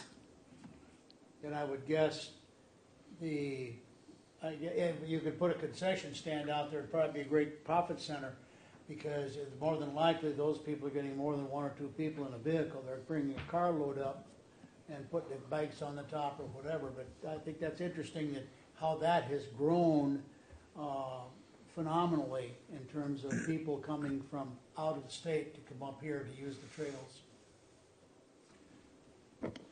Supervisor Krebs? That last comment that there's more people from the south than local users, but the the map that I'm looking at, or the bar graph, it says Wisconsin residents are at 94% roughly in 2023 of the uses. You know, we're only looking at like the very tip of the bar graph, how I understand it. Exactly. So- Yeah, so because it's daily. So the uses include people who have annual passes. So for example, if I have an annual pass and I go every single day, I would hit 365 in and outs. But of daily passes, Wisconsin plates are still 90+%. I reading that right? Are you on? Looking Yeah, at what are this, you looking at? this map right? I'm looking at page 36 of 37. Yep, the colorful. Yeah, Yep. yeah. So if you take like the blue, top of the blue line, which is Wisconsin, go all the way to the left. Yeah. That says 93, 94% roughly of the But plates. Illinois is a lot higher. Yes, it's 100. The number is 170 out of about 3,000. So if you could then respond or go a little bit deeper into the lever that you're talking about of like a mountain bike pass, what is that, or how would you enforce that? Because that park is more than mountain biking. Yeah, so we've floated a couple ideas. One is just changing the daily pass rate at Heritage Trails to a much, to like say $15 or $20 a day for a carload, with the idea of that would have two consequences. It would switch people who go maybe 1, 2, or 3 times from daily to annual. So we would expect that most of our local people would potentially convert to an annual membership, and you would really just be then hitting those daily visitors from further away who would maybe just pay the daily because they're only coming for the weekend. And so it doesn't make sense, still doesn't make sense to pay the $50 non-resident membership fee because they wouldn't hit that yet. We've talked about doing the mountain bike pass for daily and annual users. We've talked about the idea that potentially the disc golfers are likely purchasing annuals because they are likely more local in nature if they're coming out to disc golf and more or walking into the park, and so they wouldn't necessarily really need to know if there was a mountain bike pass. We also talked about making it separate completely. There's some logistical challenges with that. We're also kind of trying to dive into the consequences of doing that with regards to just pricing out mountain bikers or discouraging the build or the activity, right? Which is why there's a lot of factors that are kind of going into the conversation about how would you do it, what would you do it, and we didn't get, we got enough of a response from the Metro mountain bikers of, well, they had some questions about whether or not that would be in the park's best interest, and so we really aren't. I'm hoping that we're just still kind of diving into this, watching, tracking if the users are going to go down, if they're going to go up. There is still funding challenges in general with the continued build of those trails and the ongoing maintenance. And so we're also trying to be a partner in how do we help solve those, but noting that we don't have property tax dollars, nor do we have excess dollars from our park maintenance really to just apply to this. So we're toying with that conversation and how we can do more events or more fundraisers. But I do think you guys were out there, so you understand it's a lot. I feel like if you raise the rates, the daily rates just at that park, you're really making that park exclusively, essentially a mountain biking park. There would be other activities there, but the rates are raised there for the mountain bikers, so everyone else is kind of punished by that. Do you have any data, or have you looked at what the out-of-state plates at other parks are? Because if it's real, I think from my feelings, at least the simplest first round of ways to really target the mountain biking aspect of it would be out-of-state plates pay a higher rate than Wisconsin resident plates. You know, whether both daily and or annual passes. Assuming other parks are pretty low on out-of-state plates. Other than probably maybe where there's wedding venues, that could be, but aren't those not subject to daily rates anyways? The weddings would not be. Glacier Hills probably, we did do some analysis on Glacier Hills because it is a regional destination with the cabins. So there would be some there, but that's an interesting comment because when we started the fees, we did not do a daily resident and a daily non-resident, but it was something that was contemplated. I think it's harder to separate residents if we're trying to talk Washington County versus like Waukesha. But so if we keep it as simple as Wisconsin versus other residents, I think that's a lot easier to enforce. Your license plate doesn't tell you much, other than the state. Well, other states, they do, right, where you register your tag is shown on your plate, but Wisconsin is not. Yeah.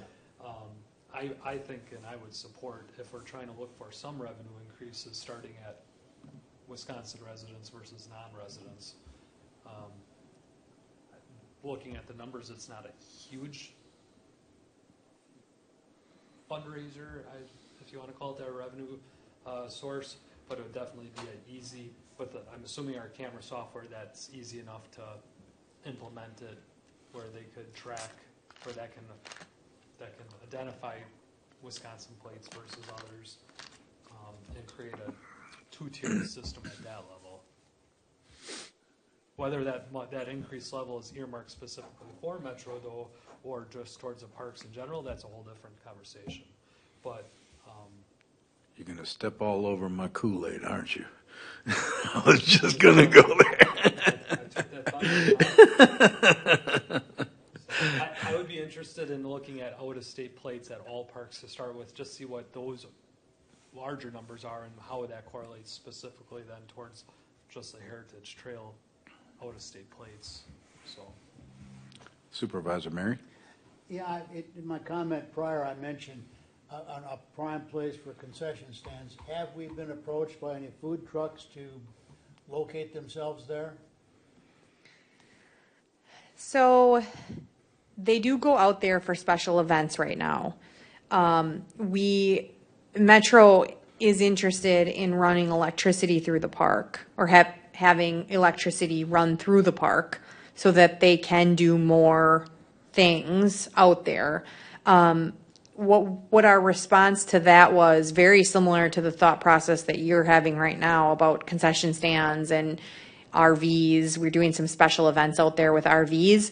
However, overnight changes would require us to look at our park zoning more comprehensively and, talk to the town of Polk. Is we are submitting heritage trails to the University of Wisconsin for a student project to do more of a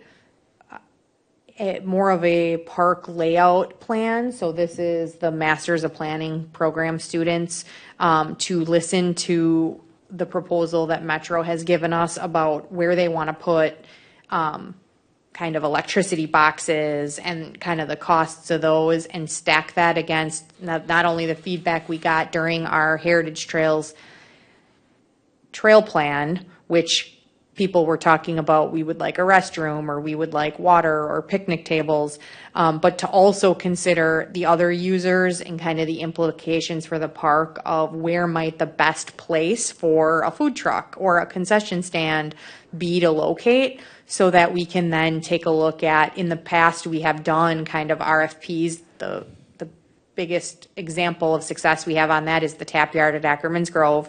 We actually did an open call for a beer garden in that location, or somebody to come in and operate something there or do more regular type activity. So we are trying to facilitate a way to have that conversation with Metro in a way that's thoughtful and accurately maybe looks at also what this committee thinks about, is this a plan? Because with the trail plan, we planned the trails, but we really did not talk a lot about concession stands or the location of the electricity or the location of a band or how that fits into where they are. And so we are a little bit reluctant to just run, to spend money without being thoughtful about where we're putting this stuff and what it looks like. So that's kind of the status of that conversation related to how do we generate more funding and get those events and electricity and those types of things out there to be more consistent. I was thinking in terms of food trucks, they tend to be self-contained with generators and Yep. so on, so electricity would not be a situation, but I'm just wondering if we have been approached that somebody would want to come out and run a food truck. That's why I mentioned the out-of-state people. Yep. They can't just go home for lunch and come back. They're gonna commit for a day-long event, so at some point in time, they're gonna want some food and beverage. Yep, and we do have a food trucks that come out there for lots of special events or special rides or days, but nothing on a permanent basis where we're collecting any sort of revenue.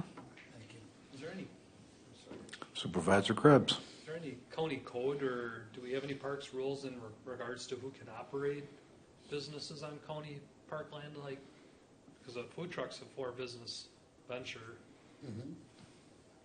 Are they allowed to just pull up and do that? We don't, we generally require special event forms or contracts or authorization from our department. So for it could be any business, let's just say it's selling bikes or, a pop-up person walking around selling glow sticks or whatever it would be. We require approval by the department, depending on what it is, potentially the code, to do that. We have this example happening with Gaydon County Park where we're transitioning to the entrance fee, and there is a business that uses that park to operate with drop-off and pickups, and so we are starting to have that conversation about what does that look like to really operate within our parks now that it's a fee-based system. So when the parks are free, I think you get a little bit more of that where people will, come, and photographers is another example. We usually require them to pay our entrance fee, or a lot of the parks do permit different types of businesses that might come in and use the parks and facilities. I don't know if that answers your question, but the short answer is we would not want to allow a food truck to go out there and park all the time without approval. Well, but what's stopping them, or how is that being controlled though? If a food truck buys an annual daily or an annual pass, are we going out there and monitoring the parking lots? I think it is. There is a park rule in our code. If there's a complaint, is the sheriff's department citing or enforcing anything?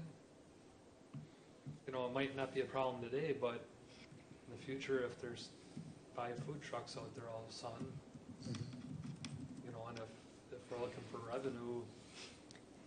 Looking at our person who enacted our park zoning behind us, but let me get back to you on that, and we can report back on kind of business rules. Still look into it too, just to make sure we're on.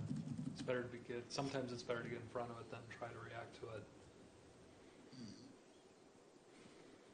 it. Okay. Not that I want, not a proponent for more rules or regulations. Please let that be known. But it needs to be controlled. All right, I want to get in on some of this conversation too here. Heritage Trails is very unique among our parks. It's obviously the park that's really kind of driving a lot of our success. I don't agree that I necessarily would care to go after just out of state.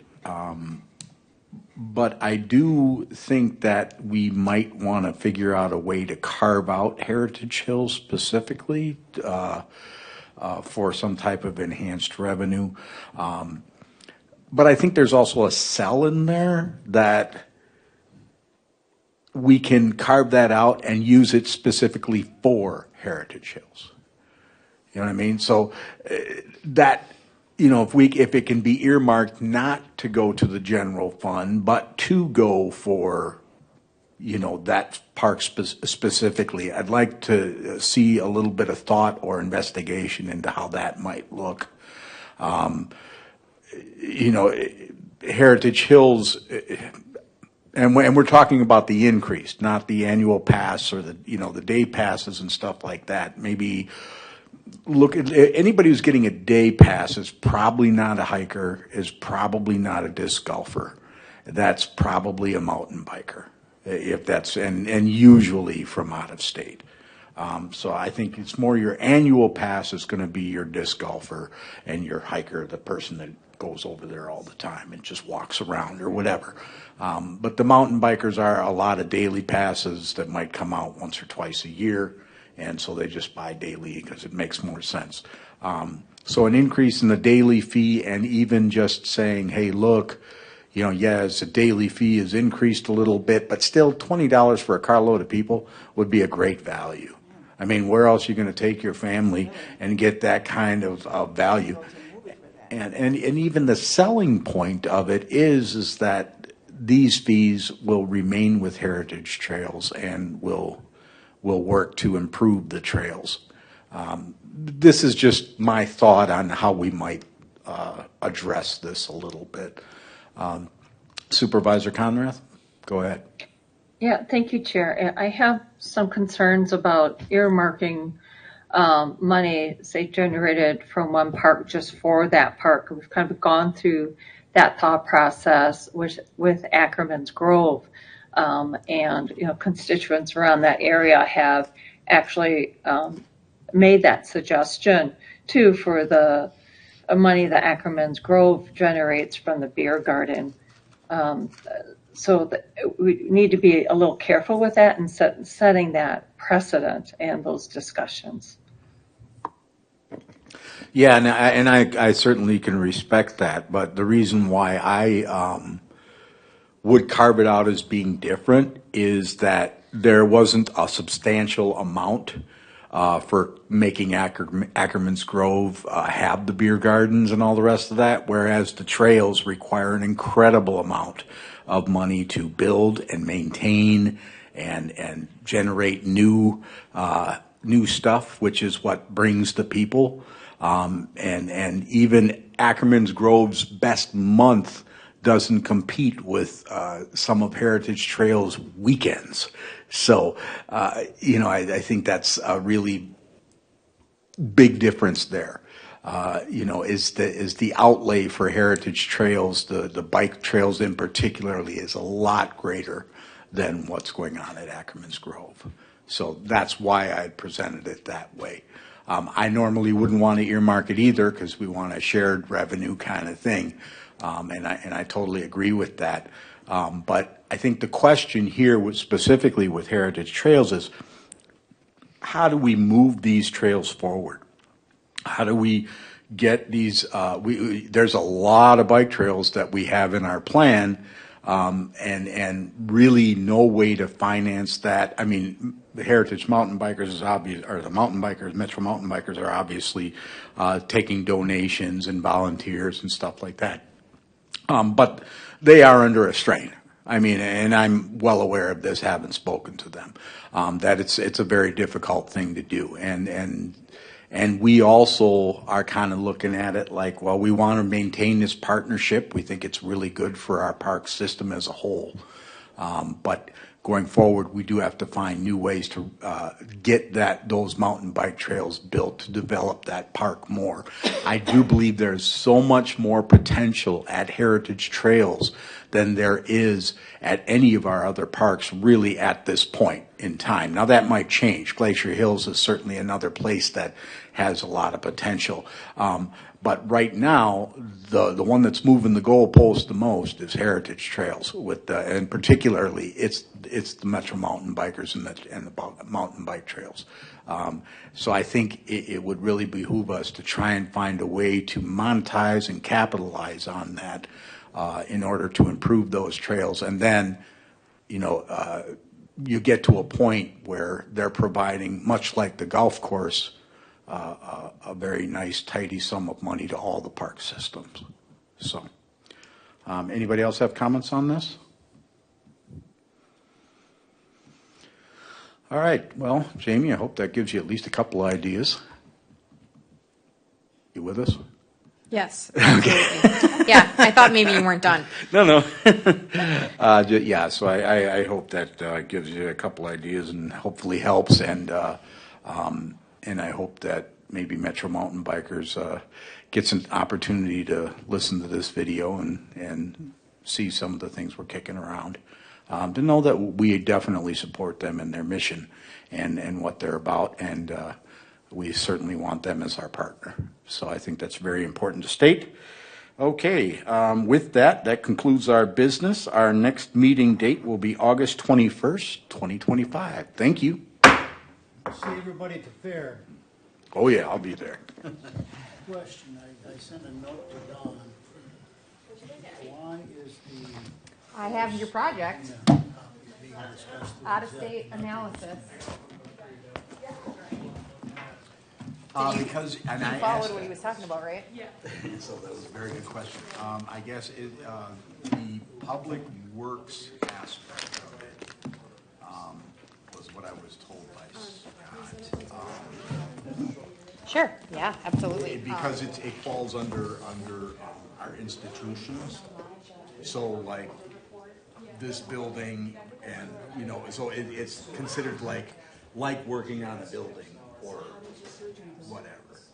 That's why it ended up this way. I had that same question. I was like, wait a minute, why did this go through me? Then I had my finger, I tore a tendon in there. Scott said, well, because it actually fell falls under right after I had my hip done. for building commission.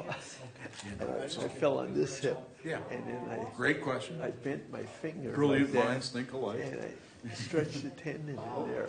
She left without My her sheet. granddaughter is an occupational therapist for hands. So she came over that night and put a splint on it. And the next day I went to the doctor and they said, well, that was the right thing to do. So Monday I got to take this off and then I got to wear a brace to wean it down. But so it should be fine. Don't fall. No. How you doing? You are moving good, man. Yeah. I apologize for being late because the traffic on 33 Yeah, And Have a good week. I think it took 20 minutes to get through town. Oh, yeah. Yeah. Just get off the highway then. I suffered the same. Yeah. So I came in off of, Paradise? Yeah, I came in on Paradise, worked my way north on Main Street, and then thought I'd be really cool and smart, and then turn off over by Water, instead of trying to get up through that whole mess. And it worked a little bit, but yeah, over by 18th Avenue and all the rest of that, it's just all the way It's a down. nightmare. And then to try to get in off of 33 into the parking lot here, there's cars trying to turn down Indiana, and there's constantly cars coming past. You can't turn in there. Yeah, because We actually had to wait. Just the light had turned red, and then we were in the intersection, so we went. You're looking good, getting around good. Well, keep Good for going. you. Good for you. No, I'm working all the time at home and stuff, and I was up to Black Creek to get some parts for my son. I'm a scoffer to go get this, go get that, and help mix feed in the morning, and up at 4 in the morning. You knew Roman Wagner, Gene's Yeah. wife's parent. He had his hip done, and then it felt so good, but he just kept putting off. And finally, the doctor said, you can't put off getting the other one done. He says, because what's going to happen is you're going to screw up one side of your leg so bad. Sure. He finally got there. They weren't going to do it for him because he waited too long. Well, that's the trouble with me. I had that heart attack last May, and my hip started bothering me last summer. And then they said they thought I had deterioration of the bone. Yeah. So it says you better use a cane so you don't fall and break that bone before you can have your hip done in May. Because I was a blood thinner, and they wouldn't do it until I'm off the blood thinner. Yeah. Until you get So, out. It happened to my sister-in-law with her hip.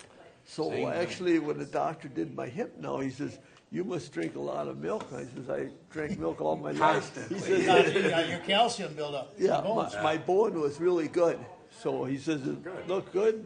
I was supposed to have an appointment with him in 2 weeks here, and he says, if you feel good, just call me up and cancel it. Yeah. Well, you walked in, I was like, wow. Yeah. You know, A that whole lot was, wasn't that, different. it was like, man, he's like moving like ridiculously good. I've been looking forward to seeing you at church, and you haven't been there. We just haven't seen each other, so. But anyway, you're looking good. Well, thank you. Welcome back. Sure. Welcome back. Yeah, we'll expect to see more of you. I gotta work in the Farm Bureau stand on Thursday, so. And it's a nice improvement, you know, you used to grill the stuff outside.